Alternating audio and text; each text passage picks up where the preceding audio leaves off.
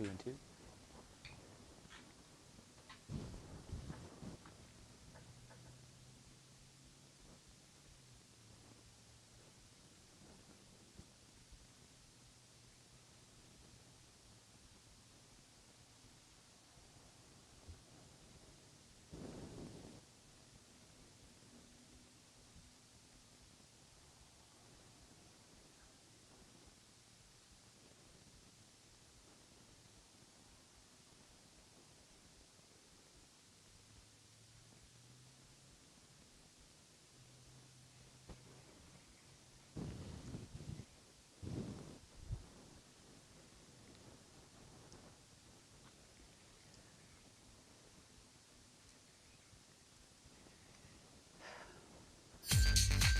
Jaguars Digital. Jaguars Drive Time. Brian Sexton, John Oehser, Ashlyn Sullivan. Jaguars Drive Time starts right now. Welcome in Jaguars Drive Time, February 23rd here in the off season, and we're in a bit of a slow pattern, I guess you can call it. There's not a lot of news. This coaching staff is set. There's no players in the building, so naturally, Brian, we try to find ourselves planning things, trying to figure out what this offseason is going to look like, and we're kind of exactly where we were at this point last season, figuring out if there's going to be an in-person draft. Will the players come back in the building April 5th? There are still a lot of unknowns.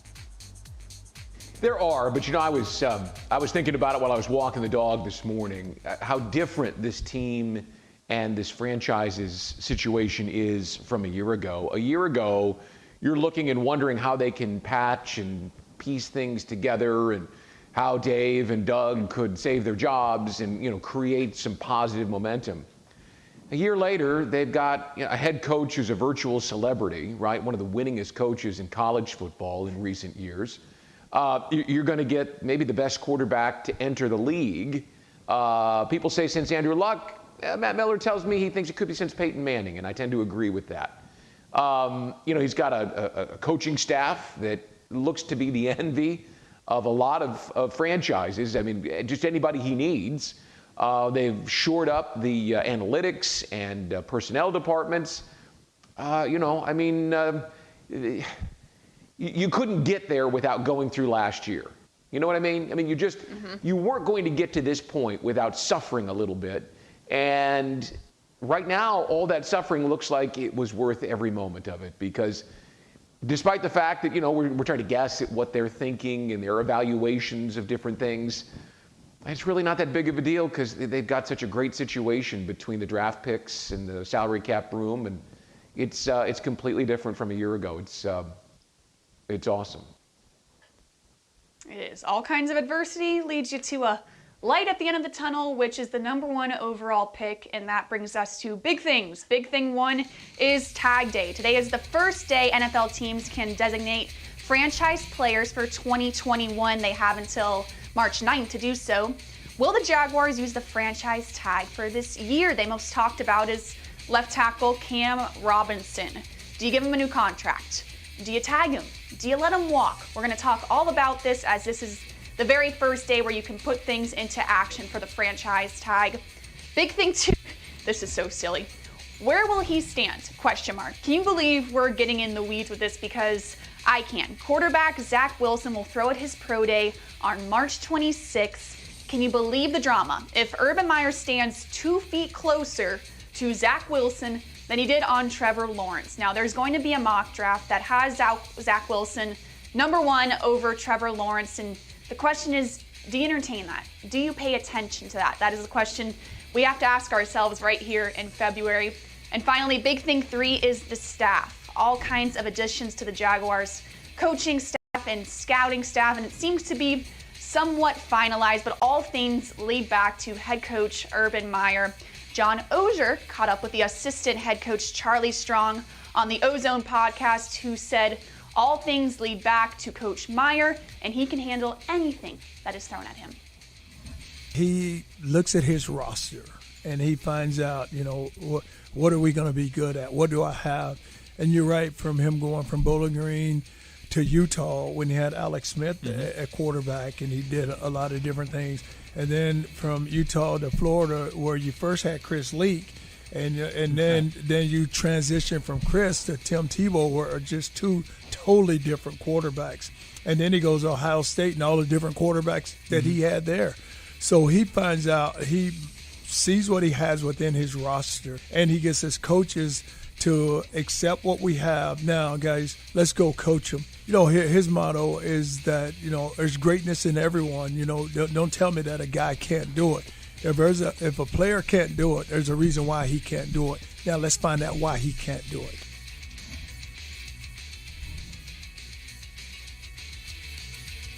All right, you can hear that full Charlie Strong interview on the Ozone podcast right now on Jaguars.com and wherever you get your podcasts. And we go to the man himself, John Oehser, the franchise tag with Cam Robinson. John, for me, I really only see that this is two options. Either you give him a new contract and you fork over the money and you try to find a middle number of where he wants, or you franchise tag him. I feel like with the number 1 overall pick being a quarterback and most likely Trevor Lawrence, you can't have your left tackle walk and not know who that's going to be. Well, there's the third option, which is a not doing either, which I think is still on the table until we hear differently. It feels like a potential franchise tag situation or a transition tag situation. Either way, the whole concept there, of course, is Cam probably hasn't played well enough, or consistently enough, I should say, to make it a no-brainer to get him locked up. And you've got a new staff coming in. Yes, Warhop knows him, George Warhop, the offensive line coach, but the rest of the bunch still needs to get a feel for Cam Robinson before they give him a 3 or 4 year deal. So I think it's probably tag or walk. I'm not sure which it's going to be, but there's other options out there in free agency if you go a different direction as Cam. The thing with the long term is I haven't heard anything from Cam Robinson's people about whether he wants to stay here, whether he wants a long-term deal, whether he wants to test the market. So because it's been sort of all quiet on the Western Front on this, there's still a lot of speculation. I kind of sense the tag, if I was putting it, a 58% chance of the tag, a 30% chance of long-term, 10% walk, I'd put the tag a little over 50%. But what do I know? So here's look, keep it simple, right? Ask yourself this question. Is Cam Robinson worthy of the franchise tag? Not situationally, is he a franchise caliber player? And my answer is no. He's a good player who has played good at times and has been inconsistent at others. Could you put the franchise tag on him and lock him up at $13.2 million for 1 year and buy yourself time? Yeah. Do you have to? No. The option that makes the most sense to me, if I want him here, is to craft a contract that gets me a number that I'm comfortable with and not 13.2 for a player that may only be worth 8 or 9 million. You can do a short-term 2-year deal with a player like that, if his people are amenable to it, obviously, where you give him some of the money up front and you have a way to get out of it after this year or the year after. But I'm not paying Cam Robinson elite tackle money because he's not an elite player. So you can do a couple of different things. And then obviously you just mentioned, you can let him walk and go test the market. And I doubt that Cam Robinson finds, elite level money in this market. There are people that will always overpay, but not this year. Because this year you have half the league trying to figure a way to get to the cap. They weren't planning for this. So there's not as much money out there. There's fewer teams. I know it only takes one to fall in love with him. My thing would be, hey, Cam, here's what we think you're worth. Here's what we're willing to pay. Take it. It's going to be a team-friendly deal, or don't. Yeah, the biggest question is what does Cam Robinson think he's worth? And John, it's worth noting we kind of don't really know what Cam Robinson's ceiling is. He's been battling back from all kinds of injuries. He's also blocked for 4 quarterbacks and played under 4 different offensive coordinators. So I'm not making excuses for the man, but he's been through a lot during his time in Jacksonville. Well, certainly the first year was encouraging. The second year was sort of a lost year. He played 2 games. But at that point, the thought was he needs to improve on what he had done in the first year. In the second two, deserve a big contract. I think the biggest thing, Shalyn, don't forget, he's been a good run blocker. He has struggled at moments with consistency in pass protection. He hasn't been bad, but he has struggled in big moments. I always go back to the offensive line.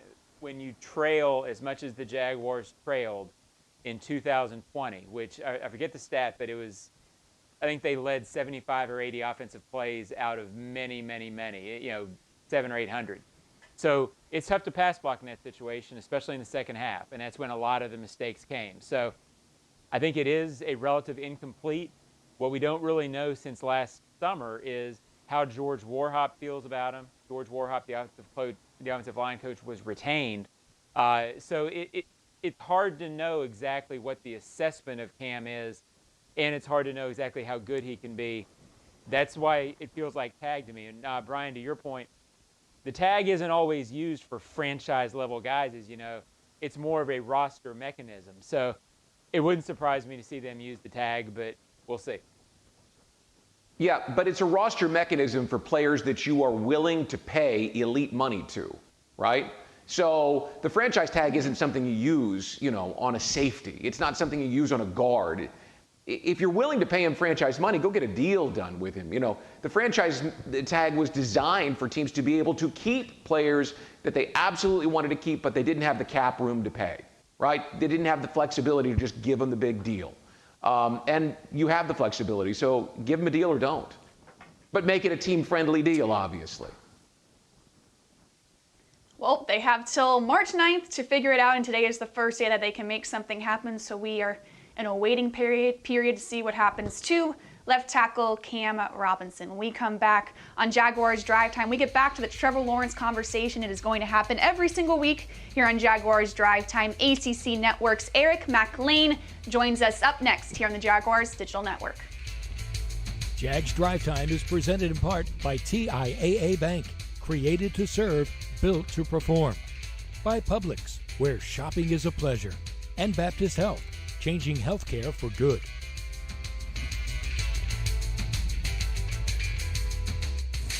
Any repeated physical activity puts stress on the body. Checking your phone, getting in the car, sitting at your desk, checking the phone, getting in your car, sitting at your desk, checking your phone for the 50th time today. If you do anything with regularity, you should get massaged with regularity. Massage Envy. Keep your body working. Regular body work makes the body work with massage, skincare, and stretch. Come in today for more information or visit massageenvy.com for more details. Bold statement. Saving money with Geico is almost better than watching football. Think about it. When you're watching the game, yelling at the quarterback to throw the ball, throw it, Williams is wide open, why are you doing this to me? Use that rocket arm, come on! They don't listen to you. But if you went into a Geico office and yelled, "Someone please help me save some money on car insurance," everyone would hop to it, except the intern because it's his first day and he doesn't even have a computer yet. See? Better. Switch and save with Geico. It's almost better than sports. Jaguars fans, Brian Sexton here. I've discovered something that will take your tailgates to the next level this football season. Bernie Grills. You've never seen anything like these portable all-wood grills. Bernie's are convenient, affordable, and simple to use, with no messy cleanup. Bernie's real alder wood flavor makes burgers and brats taste delicious. I grilled some steaks on mine the other night, and they were incredible. So get your Bernie Grill for the next game at BernieGrill.com or at Amazon. Bernie Grill. Life. Grill. Done.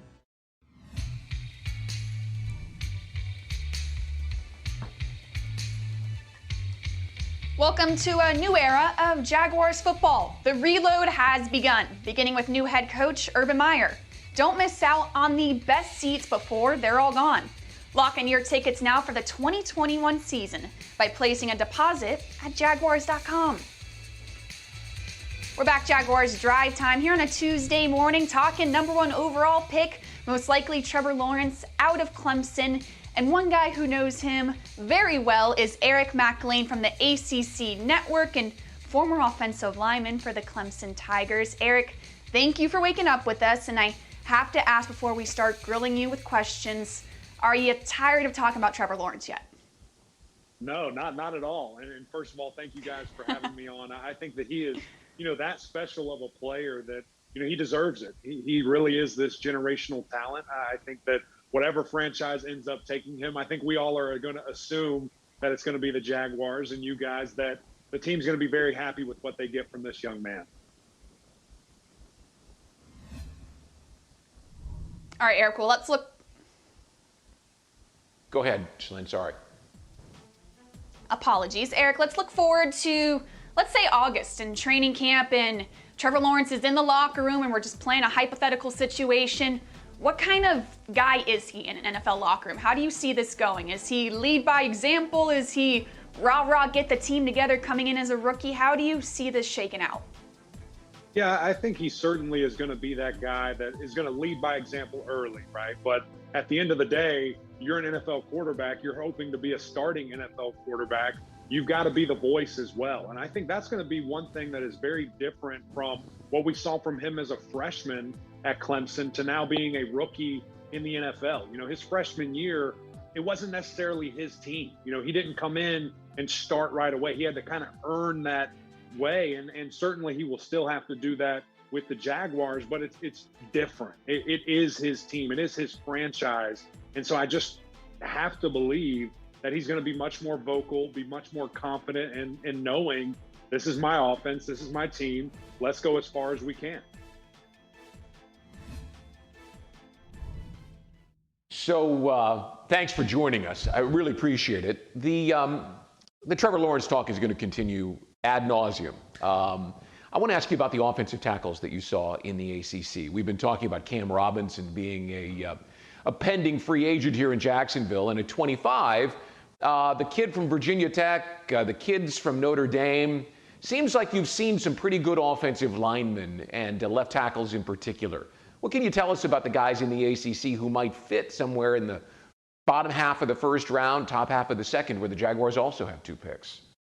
Yeah, it's going to be interesting to see where does Christian Darrisaw from Virginia Tech go. I think he's kind of, offensive tackle number 1 coming out of the ACC. And then right behind him is Liam Eichenberg from, there at Notre Dame. So I think those are the 2 that right now coming out are going to be, at the tippy top. If you're talking about a true left tackle, I think those are the guys. Jackson Carman is another guy coming from Clemson that I've seen all across the board from the 3rd round to mid to early 2nd round. And I think he might transition to guard or maybe right tackle. But when you look at those other 2 guys, they're a little bit more different than they are the same. I think Christian is very raw from Virginia Tech. I think that he is a guy that his best football is still very much ahead of him.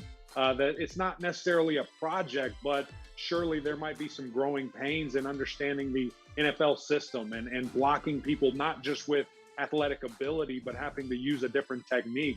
When you look at Eichenberg from Notre Dame, I think he is what he is. I don't see him getting much better, but the good thing is he's very good right now, and he does a great job using his feet in adverse situations, has great length. So I think either one of those guys, if you're talking about, mid to 2nd round, early 2nd round, they'll still be available. Christian, though, he might sneak into that 1st round. It's going to be interesting with this, postseason evaluation with combine, pro days, things like that, how quickly Christian can rise, because I think we might see that happen. Eric, I appreciate you doing this. I'm an old newspaper guy, so as a result, I'm always looking for the negative. You know how newspaper guys are, Eric. Give me something on Trevor that I don't love. Give me something to worry about. You've watched this kid. It can't be all perfect, but in all seriousness, if there's anything you look at that you wonder about, is there anything about this guy that you wonder about, Eric? There truly isn't. I've seen this guy up close and personal 3 years now. Know his family, know him, know his agent very well.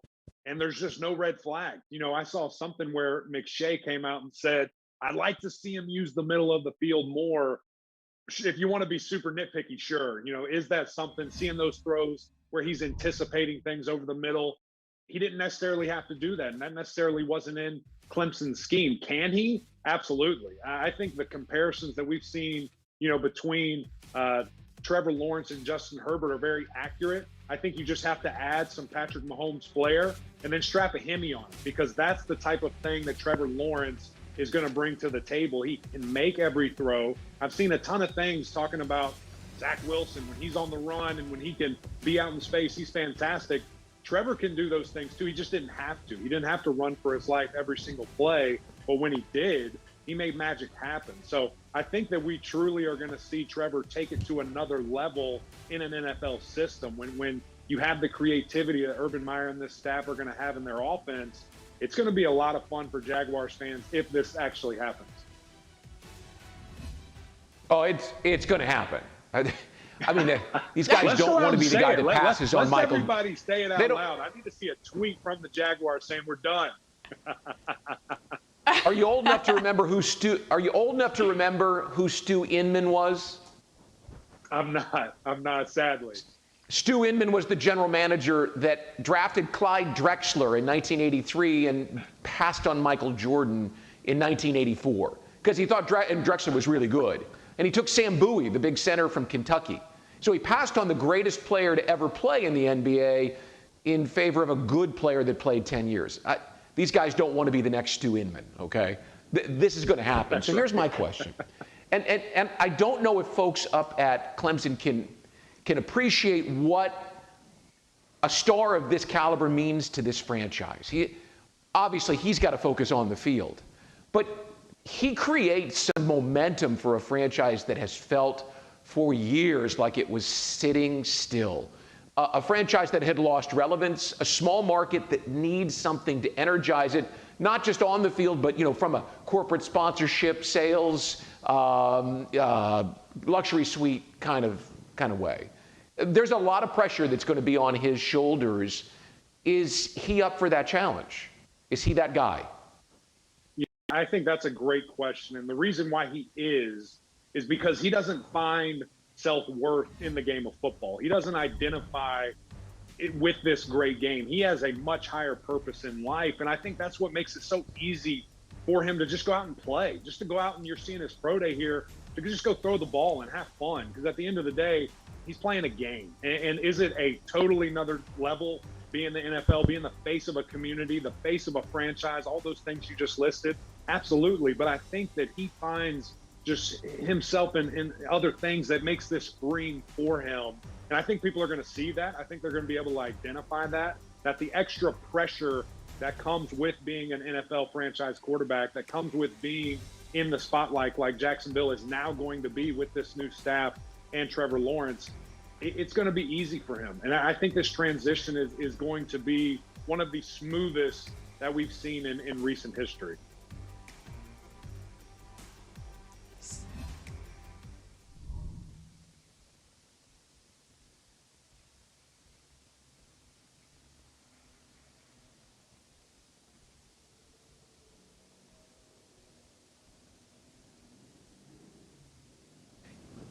Do you think this is a great fit for him? Have you been to Jacksonville? I know Clemson has been here for the Gator Bowl in the past. I don't know Trevor at all, but from what I know of him and what I know of Jacksonville, this seems to be a tremendous fit.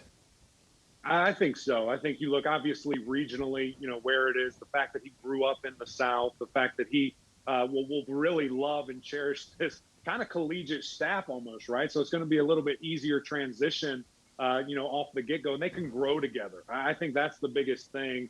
And with Trevor, he everywhere he goes, whether it's high school, Clemson, at college, and now the NFL, he fully dives into the community. I truly think that Jacksonville, as a fan base, is going to love him as a community, the surrounding area, because, again, he is going to make an instant impact and want to be loved and want to be involved in this community very quickly. Well, there are a lot of Clemson people here in North Florida, so they're excited. Mm-hmm. That's right. Yes, absolutely. Sounds like it is as perfect as a fit as it could be. We will see if it happens, right? All kinds of speculation, kind of, sort of, not really. It's done. Eric, thank you so much for joining us on Jaguars Drive Time. Great talking with y'all. Appreciate Alrighty, when we come back on Jaguars Drive Time, thanks so much to Eric for joining us. We have Beyond Number One, looking at the NFL Draft coming up in April at that 25 spot, who the Jaguars will take, coming up on the Jaguars Digital Network.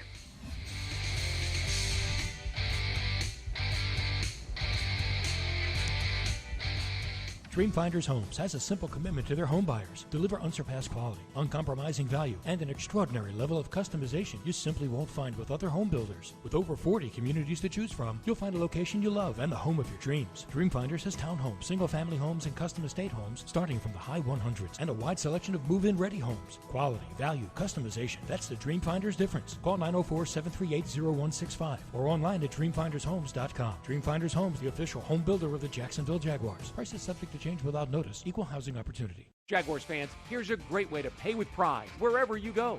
Exclusively from TIAA Bank, the Jacksonville Jaguars Visa debit card comes with a fierce look and fantastic features, along with the convenience to make purchases online or at millions of locations worldwide. And it's yours, free, when you open a Yield Pledge checking account.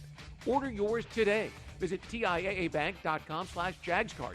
TIAA Bank is a division of TIAA, FSB, member FDIC, and the official bank of the Jacksonville Jaguars. Why live with foot or ankle pain? If you have persistent pain, numbness, tingling, burning pain on the bottom of your foot, or swelling that doesn't improve with home treatment, it may be time to see Jacksonville Orthopedic Institute. Our foot and ankle specialists have innovative new options to help you get back in the swing of things without persistent pain that slows you down. Call JOI 2000 or go to joionline.net for an appointment.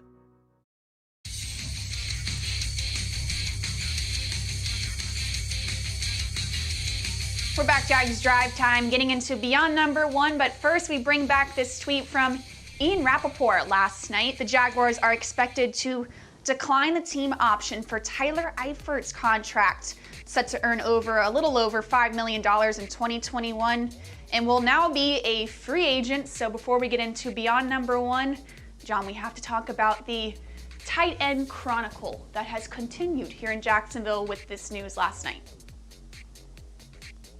Well, this felt from the get-go, meaning back when they signed him, to me like a one-year deal. Typically, when you sign the older veteran like this, who has been with one team a long time and comes to a new team, that's usually a 1 or 2 year deal at the most. And typically, when regimes change, this is the sort of player who they say, hey, good luck, we're starting over, we're going in a new direction. So it wasn't surprising. He was not bad considering the offense around him last year, but it felt like there's not that many guys who fit into this category. They traded a lot of players like this, the Boye, Campbell, aged player last offseason. This was one more like that, probably the last one that'll make news like this. But not surprising and not much of a blip on the offseason radar, to me anyway. Well, and keep in mind that there is a really good tight end sitting there between 25 and 45, Pat Freiermuth from Penn State. So, they can already have their sights set on somebody. Or, it's a Hunter Henry, someone in free agency. They can get younger and better, maybe cheaper if they go through the draft. But, as John said, this was always a stopgap. That leads us perfectly into Beyond Number One, talking about the tight end, but this week talking about defensive back. The story out of the Senior Bowl was that this isn't a very heavy defensive draft. So you make the argument, does that mean you have to go get your cornerback and your safeties at 25 before someone else takes them? So we listed here on this graphic all the names that are potential first-round targets for cornerback and safety. Brian, you look at all of these names and you make an argument for number 25. You could go so many different ways, but really your only lockdown position here is C.J. Henderson in the secondary. I feel like you got to do this at 25. You got to go get another cornerback. Well, one of the best ways, look, there are two pass rushers in Josh Allen and Caleb Von Chason. And one of the best ways to make them more effective is to shore up the back end. Well, we saw that in 2017 when you had an elite corner on one side and a very good corner on the other. You got a top 10 pick. You expect him to become, one of those lockdown elite caliber players. You got to get better there. When you go back and look at that list, I don't think you see Surtain. Or Farley. Both those guys are probably going to go in the top 20. But you could end up coming away from the deal with, with J.C. Horn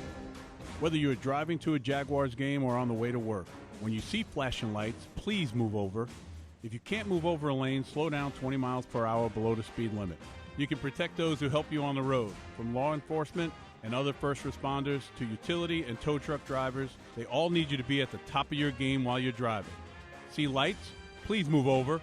Brought to you by the Florida Department of Highway Safety and Motor Vehicles and the Florida Highway Patrol. The best thing about working at Farrah & Farrah is all of the employees. We all work together. It's extremely enjoyable to come to work every day. There's a common cause or goal. No matter what your job is, we're all there for the client. We are dedicated to our clients 100%. We do everything it takes to maximize the value of their claims. Farrah & Farrah is really the Farrah family. When they choose us, they choose a family to fight for them and to protect them and to make sure that they're in a good place and that they have somebody on their side. Farrah & Farrah, here for you, here for good. Jacksonville.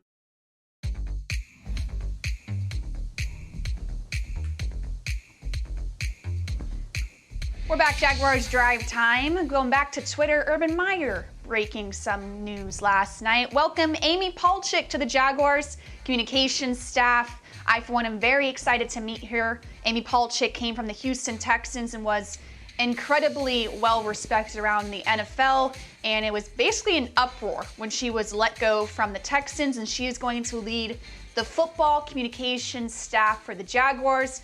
Brian, I am excited about this, and from J.J. Watt to Aaron Andrews to Adam Schefter, everyone had something great to say about Amy.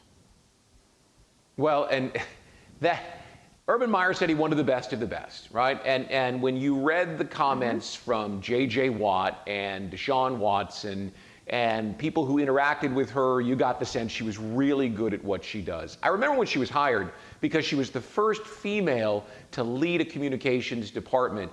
And then you see her on the way out. I mean, clearly it was a tremendous hire, and hopefully the Houston Texans loss is the Jaguars gain. It sounds like there's some real enthusiasm on that football side for her participation. So just one more move by the Jaguars. You know, we talked about Kareem Kassam, you know, and what he brings to the analytics department. They are full circle, you know, and that's not the right way to put it. They're 180 degrees from where they were a year ago at this time in almost every aspect. Yes, very much an exciting staff addition with Amy. Yeah, go ahead, John. Everybody I know in the business speaks incredibly highly of her, so I can't wait to get started.